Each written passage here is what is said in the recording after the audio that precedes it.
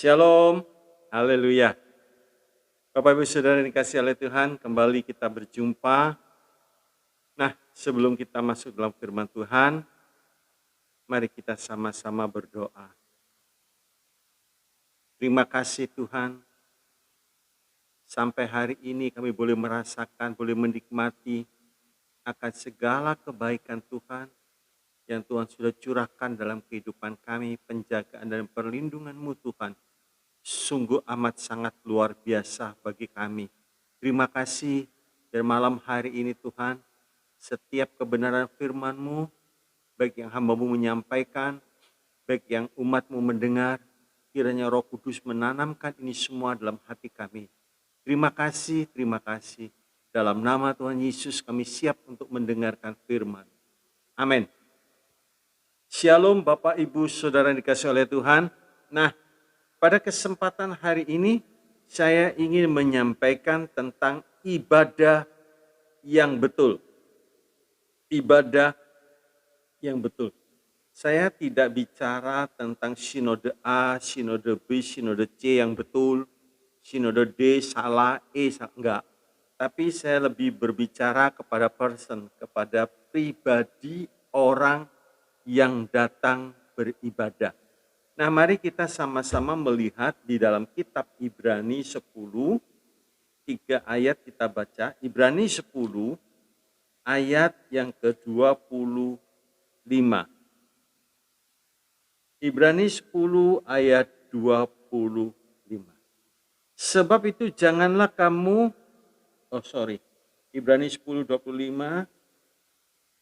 Janganlah kita menjauhkan diri dari pertemuan-pertemuan ibadah kita, seperti dibiasakan oleh beberapa orang, tetapi marilah kita saling menasehati dan semakin giat melakukannya menjelang hari Tuhan yang mendekat. 1 Timotius 4 ayat yang ke-8. 1 Timotius 4 ayat yang ke-8.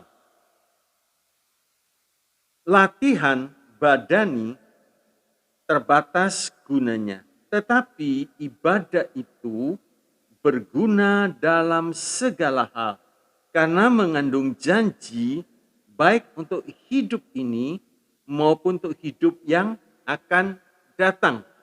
1 Tawari 28 ayat yang ke-9. 1 Tawari 28 ayat yang ke-9. Dan engkau, anakku Salomo, kenallah Allahnya ayahmu dan beribadahlah kepadanya dengan tulus ikhlas dan dengan rela hati, sebab Tuhan menyelidiki segala hati dan mengerti segala niat dan cita-cita. Jika engkau mencari Dia, maka Ia berkenan ditemui olehmu. Tetapi jika engkau meninggalkan Dia, maka Ia akan membuang engkau untuk selamanya. Ini pesan daripada Daud kepada Salomo. Kalau kita pergi beribadah, ya, jangan sampai hanya kita mengharapkan, ya, atau mendapatkan perkara-perkara jasmani. Kalau tidak ibadah, rasa tidak enak, rasa bersalah dan lain sebagainya. Ya. Di dalam 1 Korintus 15 ayat yang ke-19, ya, 1 Korintus 15 ayat yang ke-19 dikatakan demikian.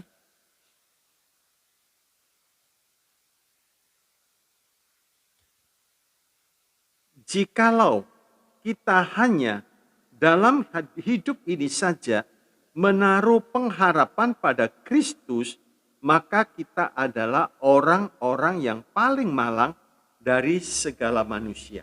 Nah, jadi kita mesti merubah cara pikir kita.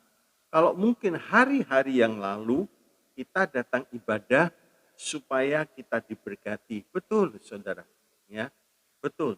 Tapi kalau itu tujuan utamanya, keliru. Ya.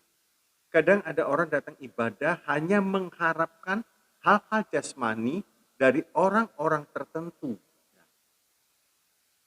Memang saudaraku, kalau kita punya kelebihan, terus kita melihat saudara kita dalam kekurangan, tidak salah untuk memberi. Sebab di dalam Ibrani 7 ayat 7 dikatakan memang tidak dapat disangkal bahwa yang lebih rendah diberkati oleh yang lebih tinggi. Nah, orang yang punya kesempatan untuk memberi itu satu hal yang baik, saudara. Punya rasa belas kasihan kepada orang yang datang ibadah, mungkin melihat orang itu dalam kebutuhan. Tapi bagi orang tersebut, jangan sampai memiliki pemikiran, kalau aku datang ibadah, apa yang aku dapatkan? Keuntungan apa yang aku dapatkan? Pemberian apa? Kalau hanya itu yang diharapkan, saudaraku, tadi 1 Korintus sudah mengatakan kita orang yang paling malang. Dalam 1 Timotius 6 ayat yang kelima, 1 Timotius 6 ayat yang kelima, percekcokan antara orang-orang yang tidak lagi berpikiran sehat dan yang kehilangan kebenaran, yang mengira ibadah itu adalah sumber keuntungan. Ya. Kadang di dalam gereja bawa barang dagangan, dijual di gereja. Kan koneksinya banyak, kenalannya banyak, jadi bisa laku banyak. Sayang saudara, ibadah yang betul, ibadah yang sebenarnya itu adalah satu perjumpaan pribadi kita dengan Tuhan. Di saat kita memuji menyembah Tuhan, kita bisa merasakan, mengalami hadirnya Tuhan dalam kehidupan kita. Ya. Nah, kita juga bisa melihat begini, seseorang apakah beribadah dengan betul atau pengaruh orang lain. Ya. Saya beri contoh begini, dalam satu keluarga mungkin suami, istri, anak, atau orang tua, saudaraku, rajin ibadah, rajin datang ibadah. Nah, karena pengaruh atau takut pada orang-orang tertentu. Mungkin suami datang ibadah karena takut pada istrinya. Istri ibadah karena takut pada suami. Anak ibadah karena takut pada orang tua. Mungkin juga karyawan datang ibadah karena di situ ada majikannya. Ya. Jadi serba tidak enak. Nah, kalau orang yang ditakuti itu tidak ada di gereja itu, maka kita bisa melihat, saudaraku, ibadahnya kocar-kacir, ya, ibadahnya berantakan. Saya beri satu contoh tentang seorang raja. Nah, kita akan melihat contoh ini di dalam dua raja-raja.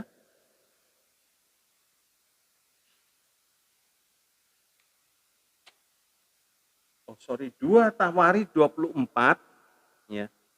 2 Tawari 24 ayat pertama sampai yang keempat. Saya bacakan begini.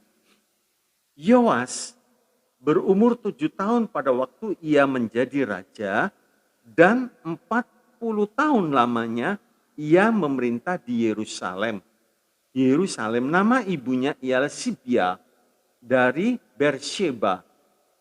Yoas melakukan apa yang benar di mata Tuhan, saudara perhatikan, selama hidup Imam Yoyada. Jadi selama ada yang dulu mengasuh dia. Ya. Yoyada mengambil 2 orang istri bagi dia, dari mereka ia mendapat anak laki-laki dan anak perempuan. Kemudian Yoas bermaksud untuk membaharui rumah Tuhan. Nah, di sini kita melihat kehidupan Yoas, ya. Kita melihat tentang Yoas satu. Ya. Kita bisa melihat contoh tentang Yoas. Yang pertama dalam 2 Tawarikh 24 ayat 2, Yoas baik sewaktu ada Imam Yoyada. Ya, ini saudara perlu perhatikan dan dibuktikan di dalam ayat-ayat berikutnya. Tetapi sesudah Imam Yoyada mati, ya, sesudah tidak ada lagi orang yang ditakuti, disegani, orang tersebut mati, maka Yoas, saudaraku, menerima ajakan dan nasihat pembesar Yehuda. Ya, ini yang didengar sehingga akibatnya apa? Tuhannya ditinggalkan dan mulai berbakti kepada segala berhala. Di dalam 2 Tawarikh 24 ayat 15 sampai yang ke-18, ya. 2 Tawarikh 24 ayat 15 sampai 18, Yoyada menjadi tua dan lanjut umur, lalu matilah ia 130 tahun umurnya. Ketika ia mati, ia dikuburkan di kota Daud di samping raja-raja. Karena perbuatan-perbuatan yang baik di Israel terhadap Allah dan rumahnya. Sesudah Yoyada mati, pemimpin-pemimpin Yehuda datang menyembah kepada Raja Yoas maksudnya. Sejak itu raja mendengarkan mereka. Mereka meninggalkan rumah Tuhan, Allah nenek moyang mereka, lalu beribadah kepada tiang-tiang berhala dan patung-patung berhala. Oleh karena kesalahan itu, Yehuda dan Yerusalem tertimpa murka. Bahkan perbuatan berikutnya sungguh sangat menyedihkan, saudara. Waktu itu Yoas ditegur oleh anak Imam Yoyada yang bernama Sakaria. Sebab apa, saudara? Di dalam ibadah itu, di dalam 2 Tawarikh 24 ayat 20 sampai 22 kita baca, lalu Roh Allah menguasai Sakaria, anak Imam Yoyada. Ia tampil di depan rakyat dan berkata kepada mereka, beginilah firman Allah, mengapa kamu melanggar perintah-perintah Tuhan sehingga kamu tidak beruntung? Oleh karena kamu meninggalkan Tuhan, ia pun meninggalkan kamu. Jadi Sakaria memberitahu kenapa. Kenapa kamu tinggalkan Tuhan? Itulah sebabnya kamu tidak beruntung. Tetapi mereka mengadakan persepakatan terhadap dia, terhadap Sakaria, dan atas perintah raja, mereka melontari dia dengan batu di pelataran rumah Tuhan. Memang bukan tangan Yoas, tapi Yoas menyuruh orang untuk melontari batu anak Imam Yoyada yang bernama Sakaria. 22, Raja Yoas tidak mengingat kesetiaannya yang ditunjukkan Yoyada, ayah Sakaria itu, terhadap dirinya. Ia membunuh anak Yoyada itu yang pada saat kematiannya berseru, semoga Tuhan melihatnya dan menuntut balas. Ya, Yoyada ini sangat berjasa. Yoyada dan istrinya itu menyelamatkan Yoas yang waktu kecil yang mau dibunuh. Diselamatkan. Dan Yoyada yang memelihara. Tetapi saudaraku, kita melihat di dalam ibadah, waktu ada ketidakbenaran dalam ibadah, ditegur, dinasehati. Ternyata timbul satu kejahatan atau satu perbuatan yang begitu besar, yang begitu luar biasa, yang sangat menyakiti hati Tuhan. Jadi kita melihat Jadi kita melihat satu pelajaran dari peristiwa Yoas. Orang yang beribadah itu, perhatikan, bukan satu jaminan bahwa orang itu baik. Bukan jaminan. Tetapi orang yang taat akan firman Tuhan, nah, orang yang taat akan firman Tuhan, itulah orang yang berdiri benar di hadapan Tuhan. Ya. Jadi kalau kita melihat, oh ini orang ibadah, orang beribadah, enggak jaminan saudara, tidak jaminan. Sekarang dia beribadah atas pengaruh siapa? Atas pengaruh siapa? Nah kalau kita melihat peristiwa ini, begitu yang mempengaruhi Raja Yoas tidak ada, justru Yoas memerintahkan untuk melempari batu anak daripada Imam Yoyada yang bernama Sakaria di tengah-tengah ibadah. Ya. Nah, sebab itu jangan kita beribadah tetapi tidak mau bertobat dari kesalahan-kesalahannya. Orang seperti ini ibadah tapi setannya ikut nempel. Sebab apa? Orang beribadah model seperti ini itu memberi kesempatan, memberi tempat kepada iblis, ya. Haleluya. Sebab itu ibadah kita harus datang dengan pertobatan, ya. Mau dikoreksi. Jadi kalau saya boleh ambil contoh begini. Kita datang ibadah itu seperti check up. Seperti check up. Kita datang ke rumah sakit, ke lab, perlu apa Pak? Saya perlu check up. Nah, supaya diketahui bagian-bagian mana yang tidak betul, yang kurang baik dalam tubuh ini diperiksa. Begitu juga kita di saat datang ibadah, kita mendengar firman Tuhan, jangan kita berkata, lah itu dia mulai nyinggung kan, mulai nyindirkan kesalahan saya. Kalau kita merasa firman Tuhan berbicara kepada kita, jangan keraskan hati. Itu artinya Roh Kudus sedang berbicara kepada kita supaya kita berubah. Jangan justru sebaliknya. Oh orang ini memang gak betul, gak baik orangnya. Suka nyindir, mimbar dibuat sindir-sindiran. Bukan begitu saudara. Kalau kita mau menyiapkan hati kita, maka diharapkan saat firman Tuhan disampaikan, itu jatuh ke tanah yang subur. Sehingga mengeluarkan buah 30, 60, 100 kali ganda. Itu yang diharapkan. Ya. Jadi saya harapkan baik ibadah offline, baik ibadah online, kita siapkan hati kita ya dengan satu pertobatan. Sungguh-sungguh mau dikoreksi, sungguh-sungguh mau diperiksa oleh Tuhan, dan sehingga benih itu boleh tertanam dengan baik, bertumbuh dan menghasilkan buah. Yang kedua, perbuatan Yoas suatu hal yang memalukan. Sungguh-sungguh memalukan sekali. Kalau pepatah mengatakan air susu dibalas dengan air tuba. Ya. Saya pikir luar biasa. Sungguh-sungguh sangat-sangat keterlaluan. Orangnya begitu baik, anaknya memberi nasihat dibunuh. Ya.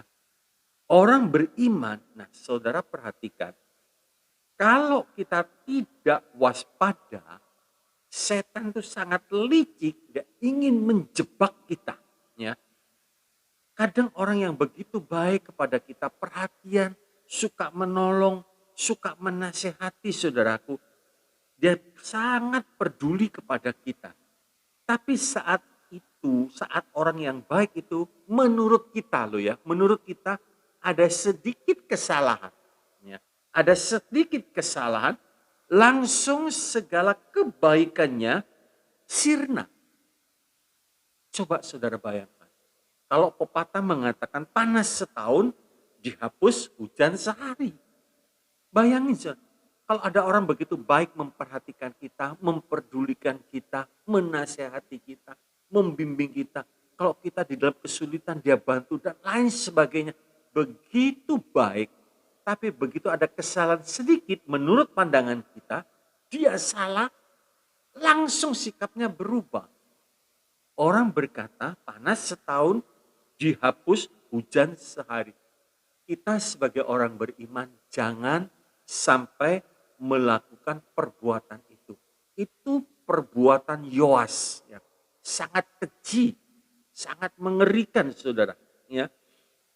Tetapi orang yang berbuat atau melakukan tindakan seperti Raja Yoas, ya, jangan yang lupa kebaikan sang pengasuhnya. Saya ceritakannya kebaikannya dulu ya saudara, supaya kita ngerti apa sih kebaikan Yoyada. Coba kita lihat dalam 2 Tawari 22 ayat yang ke-11. 2 Tawari 22 ayat 11. Tetapi Yosabat, anak perempuan raja, mengambil Yoas bin Ahasia, menculik dia dari tengah-tengah anak-anak raja yang hendak dibunuh itu, memasukkan ke dalam gudang tempat tidur. Demikianlah Yosabat, anak perempuan Raja Yoram, istri Imam Yoyada, ia adalah saudara perempuan Ahasia, menyembunyikan dia terhadap Atalia, sehingga ia tidak dibunuh Atalia. Sehingga ia tidak dibunuh oleh Atalia. Bayangin, saudara, waktu kecil kalau tidak diselamatkan oleh istri daripada Yoyada, yaitu Yosabat, mati. Bayangin, saudara, seharusnya Yoas ini sudah tidak hidup, tapi karena perbuatan baik daripada Imam Yoyada diselamatkan. Ternyata balasannya seperti itu. Kalau kita melakukan kebaikan kepada saudara seiman, dan saudara seiman melakukan pembalasan yang jelek perbuatannya, jangan kita pusing. Coba kita lihat Amsal 17 ayat 13, ada hakim yang adil yang melihat. Kita nggak perlu kecil hati, kita nggak perlu kecewa.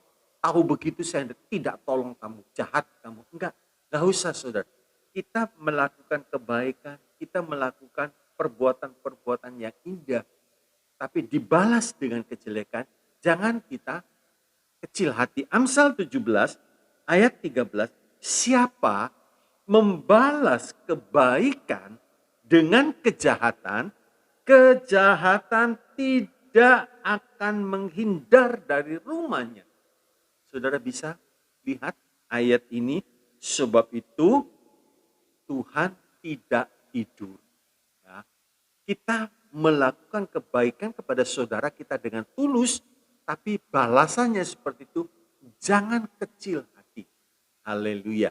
Sama waktu Tuhan Yesus memberi makan 5.000 orang laki-laki. Tapi ada saat-saat yang terakhir, mungkin di antara yang makan itu ada yang berteriak, salibkan dia, salibkan dia. Tapi Yesus balasannya apa? Bapa, ampuni mereka karena mereka tidak tahu apa yang mereka perbuat. Jangan kecil hati. Haleluya. Haleluya. Bapak Ibu Saudara yang dikasihi oleh Tuhan. Nah, dan betul Amsal 17 ayat 13 mengatakan celaka itu tidak menghindar dari rumahnya. Dan betul Yoas mengalami kepahitan yang sedemikian rupa akibat perbuatan dosa. 2 Tawari 24 ayat 24 sampai 25. Ya. 2 Tawari 24 saya bacakan, walaupun tentara Aram itu datang dengan sedikit orang, namun Tuhan menyerahkan tentara yang sangat besar kepada mereka karena orang Yehuda telah meninggalkan Tuhan. Ya. Allah nenek moyang mereka, demikianlah orang Aram melakukan penghukuman kepada Yoas. Nah, ketika mereka pergi daripadanya, mereka meninggalkannya dengan luka-luka berat. Perhatikan, pegawai-pegawainya mengadakan persepakatan terhadap dia karena darah anak Imam Yoyada.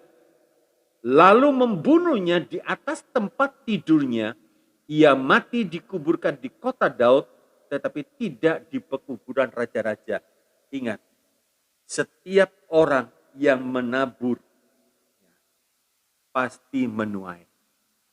Pasti menuai. Menabur jahat, menuai jahat. Dan penuaian itu selalu lebih besar, lebih banyak. Galatia 6 ayat 8 itu jelas dikatakan, sebab barang siapa menabur dalam dagingnya, ia akan menuai kebinasaan dari dagingnya. Tetapi barang siapa menabur dalam roh, ia akan menuai hidup yang kekal dari roh itu.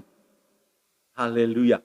Satu pelajaran yang bagus saudaraku tentang Yoas, tentang kita yang melihat hidup Yoas, jangan sampai kita terus nggak mau berbuat baik lagi, percumalah, nggak ada gunanya.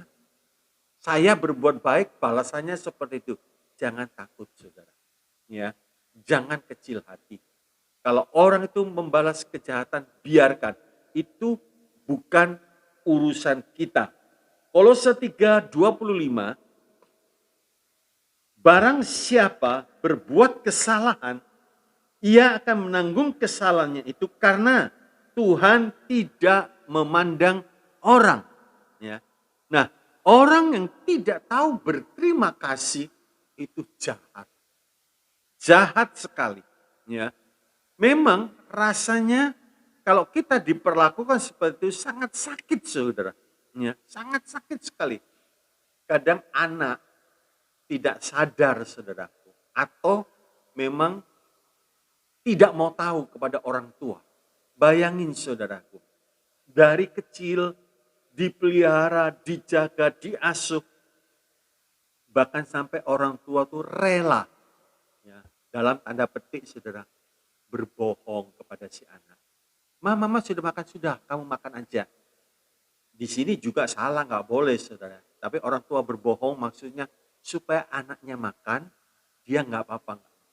Tapi setelah anak itu besar, sukses, nggak perhatian saudara. Tidak mau tahu kepada orang tua. Itu betul-betul jahat. Betul-betul jahat. Tidak mau tahu kepada orang tua. Apalagi kalau si anak ini sukses. Terus orang tuanya dalam keadaan kekurangan. Tidak mau tahu. Dengar. Ya. Anak-anak dengar. Apa yang kau tabur, apa yang kau lakukan kepada orang tua, hukum Tuhan pun tidak tinggal diam. Tuhan mengatakan kalau anak itu kurang ajar kepada orang tua, umurnya diperpendek oleh Tuhan. Diperpendek. Ya. Sebab itu saudaraku, dalam hubungan antara orang-orang dunia pada umumnya, kalau melihat cara Yoas, sangat dicela. Sangat dicela saudara. Ya. Orang ini betul-betul tidak tahu balas budi. Sangat dicela. Nah, saya ceritakan tentang Lukas. Nanti saudara bisa baca Lukas 17 ayat 11 sampai 19. Lukas 17 ayat 11 sampai 19 itu tentang 10 orang kusta.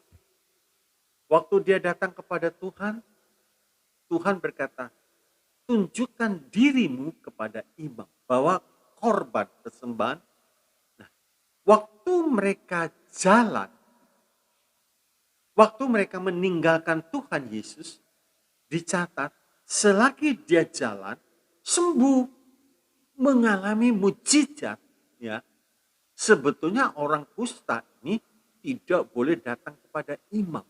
Tapi karena dia yakin, dia ikuti perintah Tuhan, mujizat terjadi. Tahu-tahu di tengah jalan, waktu satu orang melihat dirinya sembuh, dia kembali kepada Tuhan. Orang ini dicatat orang Samaria. Dia datang kepada Tuhan, dia mengucapkan syukur. Dia berterima kasih. sangat berterima kasih. Terus Tuhan tanya, bukankah 10? Di mana 9 itu? Ternyata saudaraku, banyak orang bersikap tidak tahu berterima kasih. Dan orang yang tidak tahu berterima kasih itu lebih jahat daripada orang-orang berdosa. Tuhan tanya, bukan kenapa hanya orang keluaran ini saja yang datang? Yang 9 mana? Bapak, Ibu, Saudara yang dikasih oleh Tuhan. Biar kita ingat kebaikan orang terhadap kita. Jangan gampang dilupakan. Ya, mungkin orang itu melakukan pelanggaran atau kesalahan sedikit. Jangan itu menjadi alasan buat kita untuk kita tidak membalas kebaikannya. Nah, di sini kita melihat saudaraku tentang Yoas. Ini kisah Yoas ini menceritakan orang yang beribadah dengan baik. Orang yang beribadah dengan baik tadi dikatakan Yoyada itu baik selagi ada Imam Yoyada. Jadi artinya belum teruji pada saat Imam Yoyada pergi tidak ada. Nah, baru kelihatan mutu yang sebenarnya. Sebab itu, orang yang beribadah dengan baik, tapi dalam pengaruh atau pengawasan orang lain, itu belum tentu baik betul. Ya. Kebaikan dan kebenarannya itu hanyalah karena orang lain yang mempengaruhinya dan yang ditakutinya. Segera pengaruh itu hilang, tampak warna aslinya saudara ya. Ternyata jelek saudara. Dan banyak yang belum berubah karakternya. Haleluya. Ya. Pada permulaan, seorang dipengaruhi dengan baik oleh orang lain itu wajar. Ya. Mungkin kita dibawa oleh seseorang datang kepada Tuhan ibadah.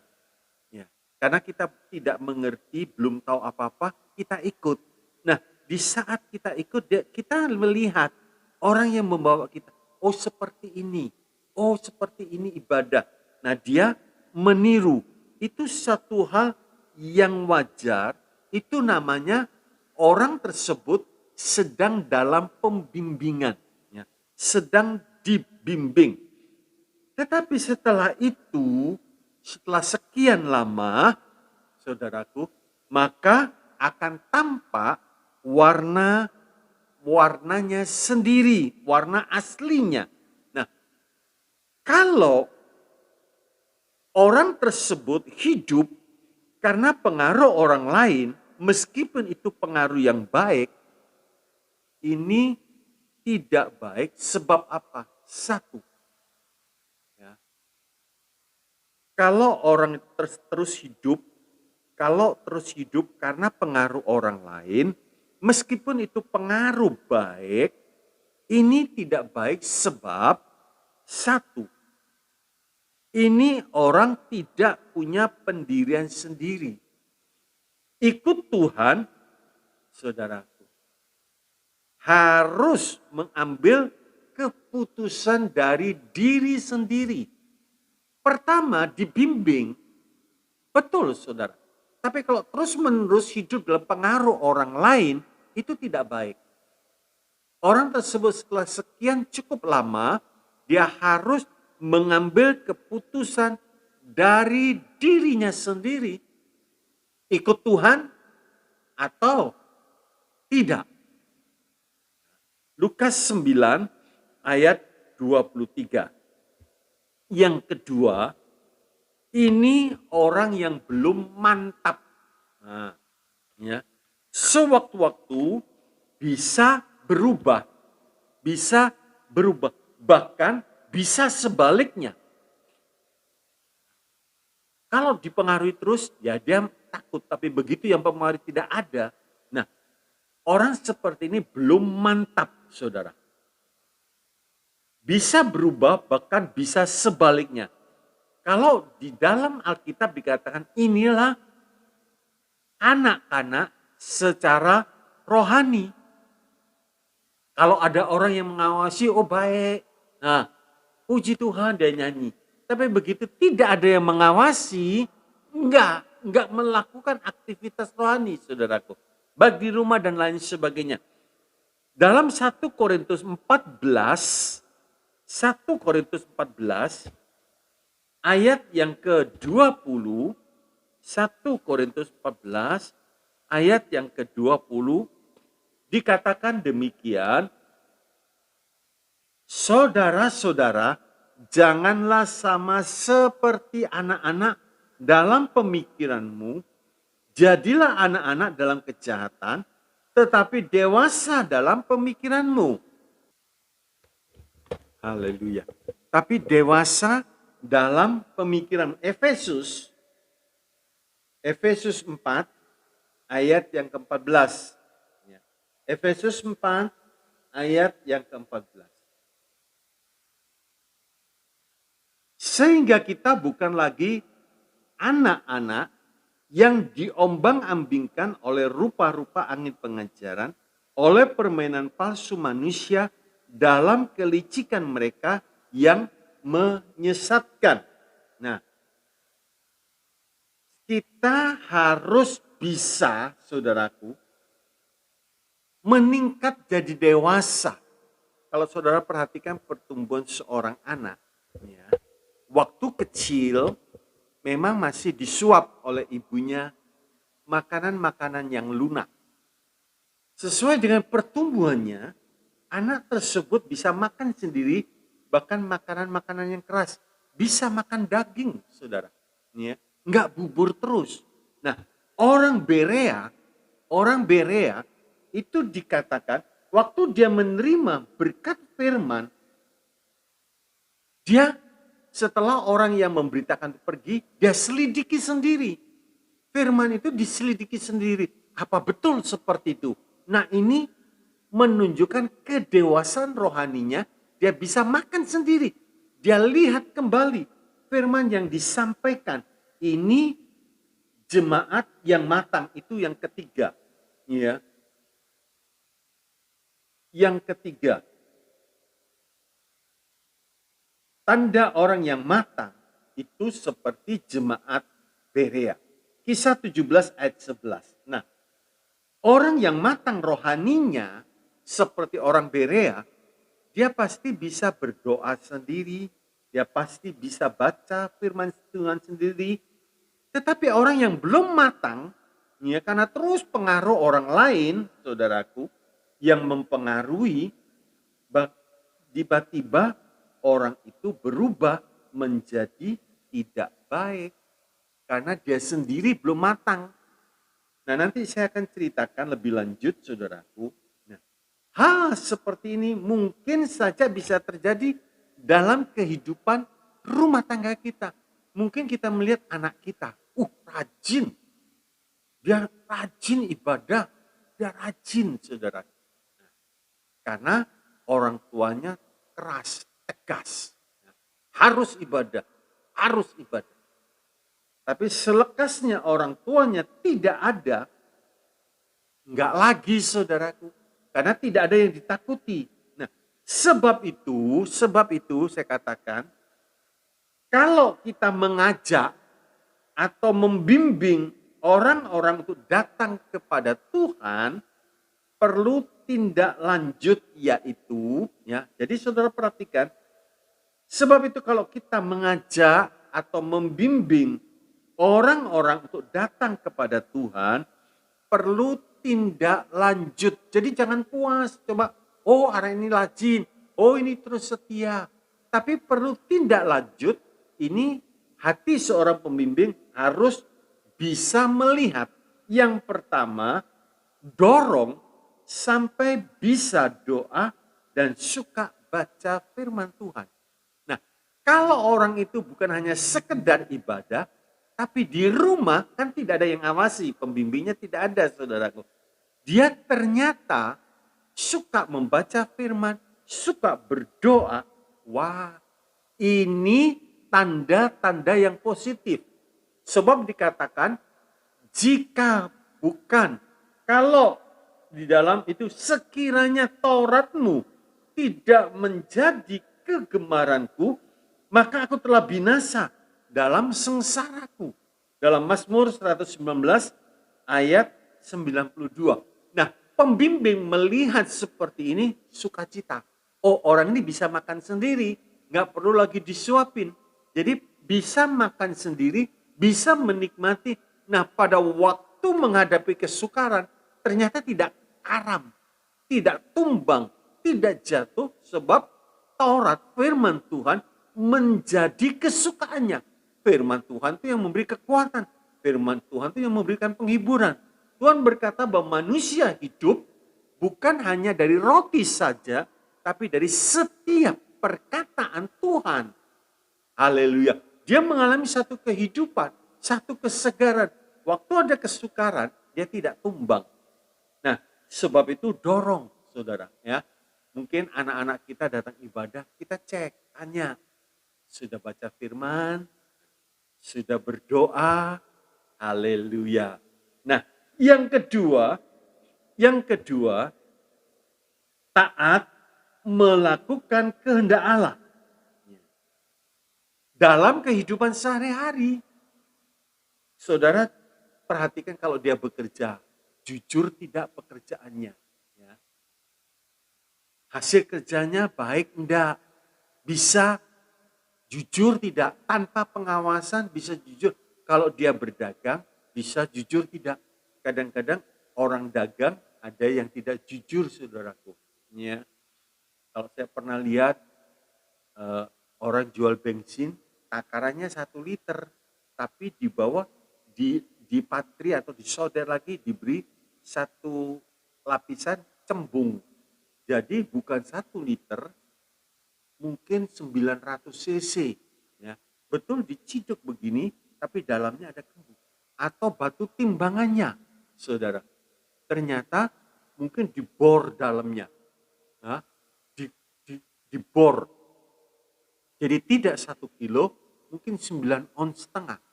Nah, ini tidak jujur, ya. Tidak jujur. Kalau ada orang menyakiti dia, bisa nggak mengampuni, bisa nggak memaafkan. Nah, ini kalau orang ini bisa memaafkan, berarti ada satu pertumbuhan yang indah. Firman menjadi daging. Bukan sekedar didengar, tapi firman itu menjadi kehidupan, menjadi gaya hidupnya. Nah, para pembimbing melihat demikian, dia bersyukur, berarti firman yang ditabur itu tumbuh dengan baik, tumbuh dengan bagus. Yang ketiga, belajar bersekutu dalam tubuh Kristus. Nah, ini tidak mudah, saudara ya. Kita bersekutu dengan dua orang dengan kita tidak mudah. Apalagi bersekutu dalam satu gereja. Kalau gereja itu kecil, masih lumayan. Kalau gereja itu sudah bilangannya 100, wah. Tapi harus belajar. Sebab karakter mereka itu beda-beda. Ada yang temperamental. Keliru bicara sedikit tersinggung. Enggak terima. Terus tidak ada persekutuan, putus persekutuan. Nah, orang tersebut bisa enggak? Ya sudahlah, maafkan saja. Nah, saudara perhatikan. Ada orang yang dalam persekutuan merugikan. Apa ya? Apa yang bisa saya dapatkan dari orang? Oh, pinjam duit. Nah, dan seterusnya. Belajar bersekutu dalam tubuh Kristus itu sasarannya membangun persahabatan yang betul. Betul-betul di dalam terang. Berjalan di dalam terang. Berjalan di dalam kasih. Karena kasih itu menjadi pengikat kesempurnaan. Ini perlu dibangun. Kadang ada orang nggak bisaan begitu, saudara. Karena pembicaraan sedikit, telinganya terlalu tipis. Jadi marah, nggak suka dan lain sebagainya. tapi belajar. Sebab ini penting. Kalau bisa bersekutu, itu indah, saudara. Mazmur 133 ayat 1 sampai 3 itu minyak urapan turun dalam persekutuan itu. Oh, sungguh alangkah baiknya. Oh, sungguh alangkah eloknya bila saudara seiman duduk dalam persekutuan, dalam persatuan. Dan Tuhan menyuruh berkat itu datang, tercurah, bangun saudara. Nah, tanda kedewasaan, tanda orang yang bertumbuh itu bisa bersekutu. Tidak pandang. Kalau pujian itu mengatakan, ku tak pandang kau dari gereja. Betul saudara. Ya, kita belajar bersekutu dengan orang-orang beriman lainnya tanpa menaruh perasaan curiga. 4. Dorong dalam pekerjaan sehari-hari dalam terang firman Tuhan. Jangan jual togel, saudara. Ya, jangan jual buntut, jangan jual judi, ya, jangan buka perjudian gelap. Belajar bekerja dalam terang. Pak, ini masa sulit, Pak. Kalau enggak buka seperti itu, untungnya susah, Pak. Ya, di dalam berdagang juga, kalau barang itu bagus, ya kita katakan bagus, saudara. Kalau barang itu bukan asli, ya kita katakan KW. Ini bukan asli, tapi ini KW1. Nah, bagus ini. Itu. Kalau yang asli harganya sekian, kalau KW1 sekian. Nah, jadi orang itu ada pertimbangan. Jangan KW kita bilang asli. Ya. Juga begitu, jangan jual nomor, saudara. Ya, untuk judi. Saya tidak tahu, mungkin ada di antara kita yang mendengar masih suka tombokan, suka judi. Bertobat, saudara. Nah, itu namanya melanggar firman. Apalagi yang jual juga anak Tuhan. Waduh, lengkap sudah. Jangan saudara ya. Jadi begini saudaraku, kalau kita bekerja dalam terang firman Tuhan, sehingga hidup ini menyenangkan hati Tuhan. Saya baca di Kisah Para Rasul dikatakan demikian. Aku mendapatkan Daud, anak Isai, orang yang berkenan di hatiku. Wah, ini sebuah pernyataan yang indah, saudara. Ya, sampai Tuhan jatuh hati kepada Daud sebab hidupnya berkenan. Juga kita dalam perdagangan. Ada orang berkata, Pak, kalau tidak sedikit-sedikit bohong, mana bisa untung besar? Ini zaman-zaman seperti ini. Kalau nggak sedikit-sedikit bohong, nggak bisa untung, nggak bisa makan. Bapak, Ibu, kita untung bukan dari hasil penipuan. Sebab firman Tuhan berkata, kalau Tuhan yang membuka pintu, tidak ada satu orang pun bisa menutup. Bukan dari timur, bukan dari barat, datangnya peninggian, tapi dari Tuhan, hakim yang adil. Berkat itu dari Tuhan. Berkat itu bukan hasil menipu, percayalah. Percayalah ini sudah. Saudara praktekkan, maka saudara akan melihat campur tangan Tuhan dalam pekerjaan kita, sehingga kita diberkati oleh Tuhan, dan kita bisa bersaksi. Ya, bersaksi karena kita jujur. Ya, kita berdagang dalam terang. Ya, dan orang yang berhubungan dengan kita senang, percaya. Saudara, sangat percaya. Karena kita tidak ada tipu muslihat dalam perdagangan. Saya sampai sekarang di kesimpulannya. Ya. 1. Jangan cara ibadah kita cara Yoas. Perhatikan ya. Ibadah kita jangan cara Yoas. Datang rajin karena ada orang baik di dekatnya. Itu penting untuk awal, saudara. Ya. Tapi kita beribadah bukan karena si A si B lagi, tapi karena kita mengalami kebaikan Tuhan. Kita merasakan penyertaan Tuhan, kebaikan Tuhan dalam hidup kita. Jadi kita punya pengalaman pribadi dengan Tuhan. Dua, orang beriman yang beribadah cara Yoas akan kelihatan mutunya di saat yang mengawasi sudah tiada. Maka isi hati yang sebenarnya akan kelihatan dengan jelas, saudara. Ya, akan kelihatan dengan jelas. Karena yang membimbing, yang memperhatikan sudah tidak ada di dekatnya. Mungkin orang tersebut pindah keluar kota, pindah kerjaan dan lain sebagainya. Sehingga tidak satu kerjaan, ya, tidak satu gereja lagi, tapi pindah. Sekalipun orang itu pindah, saudaraku, kalau kita bertumbuh, kita akan tetap mencari Tuhan, ya, mencari wajahnya. Haleluya. Yang ketiga, pada awalnya mungkin diawasi itu hal yang baik, tetapi selekasnya kita harus bertumbuh. Jangan terus disuapin bubur terus, saudara. Bertumbuh, bisa makan makanan yang keras, ya.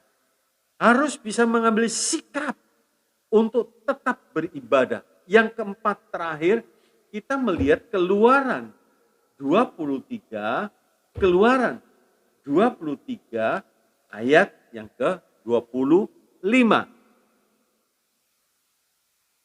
Keluaran 23 ayat 25. Tetapi kamu harus beribadah kepada Tuhan Allahmu. Harus, saudara, ya. Jadi tidak ada pilihan lain. Ibadah itu satu hal yang wajib. Bangsa Israel keluar dari Mesir karena Tuhan sangat memperhatikan tentang ibadah, ya.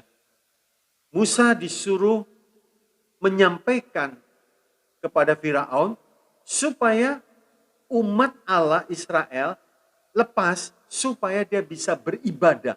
Ternyata ibadah itu satu hal yang penting, ya. Maka ia akan memberkati roti makananmu dan air minumanmu, dan aku akan menjauhkan penyakit dari tengah-tengahmu. Luar biasa. Luar biasa, saudara. Orang yang beribadah dengan betul ada jaminan dari Tuhan.